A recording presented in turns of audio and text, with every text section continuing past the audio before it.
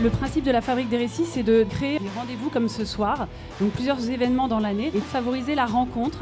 Parce que je ne sais pas si vous avez remarqué, mais vous n'êtes pas tous pareils. Il y a des créateurs indépendants, il y a des musiciens, il y a des scénaristes, il y a des cinéastes, il y a aussi des créatifs d'agence, de design, des plasticiens, et de vous permettre de rencontrer des experts, des acteurs de terrain, et voilà, de vous retrouver régulièrement et de vous mélanger surtout. On ne se mélange pas assez. Faisons de la biodiversité dans nos événements.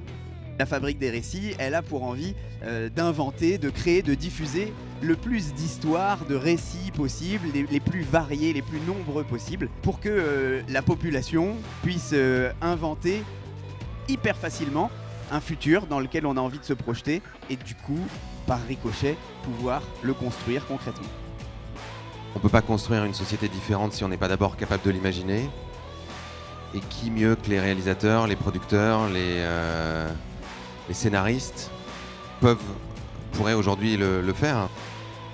Le récit, la fiction, c'est notre façon, à nous, les êtres humains, de comprendre le monde et de le retraduire. 86% aimeraient vivre demain dans une société où la consommation prend moins de place.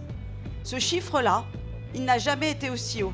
En ce moment, on est dans une crise de l'imaginaire, à un moment où on en a le plus besoin. Et les scientifiques nous appellent véritablement à imaginer des scénarios. Donc je nous invite tous ici à remuscler effectivement ce muscle de l'imaginaire et co-créer cet avenir commun.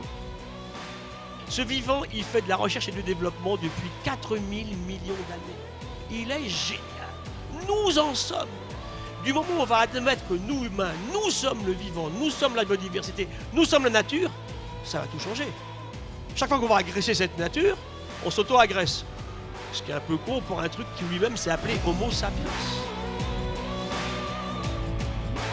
Créons des écoles, écrivons des livres, faisons des actes artistiques qui posent le changement possible. C'est une fois de plus comme ça que les choses pourront évoluer.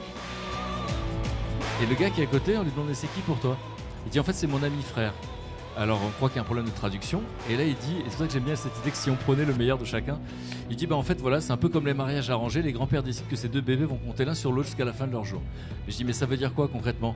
Il dit ça veut dire que s'ils se marient et qu'ils me demandent pas de chameau, ça me blesse. Et je vous laisse réfléchir parce que c'est un changement de paradigme, ça, je suis blessé si tu me demandes pas d'aide. J'ai rencontré des ingénieurs, des communicants, des gens du cinéma, du milieu culturel. Et ça fait du bien un peu de voir la convergence des énergies pour essayer de changer les choses. Beaucoup de créativité déjà. On a envie d'aller dans un process créatif. Une forme de transformation collective vers un idéal peut-être commun, mais en tout cas partagé immédiatement, donc finalement qui est productif. C'est de rencontrer des tas de gens qui ont envie, qui sont pleins d'énergie positive. Cette soirée, en fait, elle nous a apporté beaucoup d'idées et beaucoup de motivation.